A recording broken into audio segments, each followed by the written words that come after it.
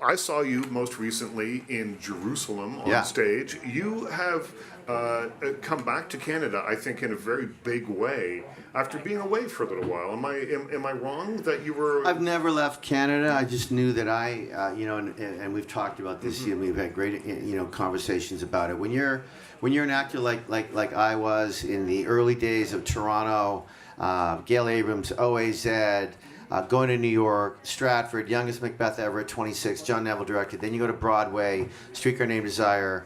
You expand everything for a guy like me. Like that, I'll go to Thunder Bay, I'll go to Seattle, go to Hollywood, go to New York to work on the best projects, no matter what they were. So I've never ever left Canada, but I'm very lucky to have worked so hard to be able to work in both countries with both passports and with some of the greatest directors and writers, I think, in the world.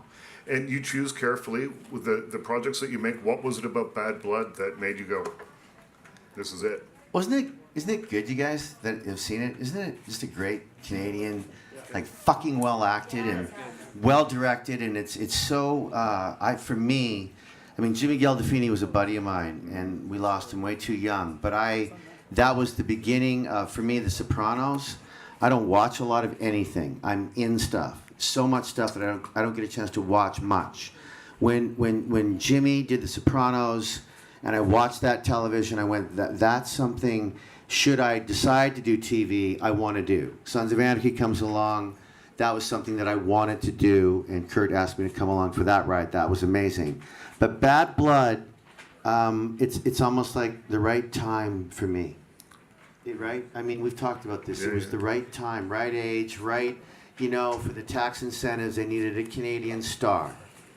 This Canadian star happened to know Anthony LaPaglia.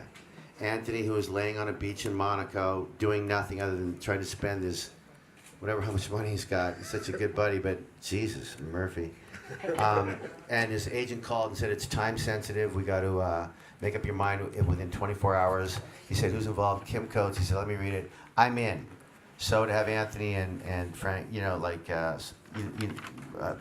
Enrico Colantoni and just great actors on the first season. The second season was even better, in my opinion, as far as exposure and drama and craziness, and it was more Declan's story. But I was in the right place at the right time that Mark Montefiore and Rogers came to me, and I love it. I love producing it. I love co-producing it. I love being in it. It's the best. It's the best.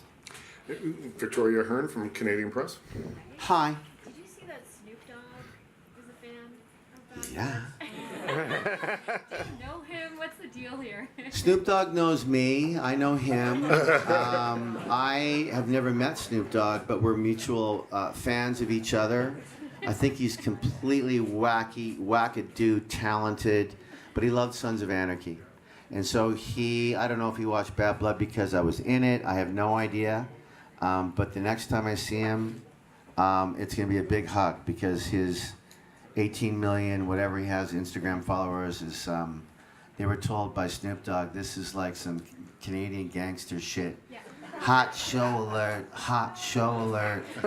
I mean, Michael Conovis and Mark Montefiore, they sent it to me on that December morning. And we were just giggling, and they both said, so you know Snoop Dogg? I go, no, I've never met him, but I know he's a fan, and I'm a fan. That was pretty cool. I mean, right? I mean, come on, we're all Canadians in this room probably, or close to, right? Fuck yeah. Like, come on, let's compete with the best in the world, and we do, other than hockey, right? I mean, our films speak for themselves when they're amazing, and I think TV's getting better and better all the time. I really do, and it's just really exciting. One last question. Go ahead. My name is Katie from Hi, Katie. Congratulations. Thank you. What have you learned about yourself from working on this series? That's a great question. I've learned that I'm not afraid to make that 4 o'clock in the morning when they've sent me the edit on the third show of season 1 that to me was so badly cut, so badly thought about, so badly missed the point as to what I knew being in every scene with Anthony, what it was supposed to be. And I'm not afraid to speak up. And I think Mark Montefiore would say that about me, and Natalie Rodriguez, and Michael Conovis are valiant. I've learned that I love to watch the edit come in and give my objective, not subjective, opinion. You can't talk very long up there, right, guys? I mean, you have 45 seconds, and gosh, if I would have won the first award of the night, I could have talked for 8 minutes. But when you're one of the last ones, they're playing music when I was, I want to talk more about Michael Conovis. But what I've learned about myself is I think I'm never afraid to fail. I think I'm so proudly Canadian. I think I'm just so. I want to do battle with everyone on the boards. I wish I would have been able to work with Brando. He was my boy.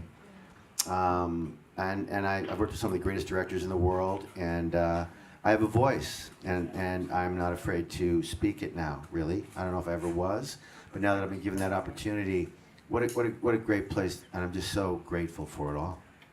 Kim, thank you so much. Thank you, guys. Thank you. Well,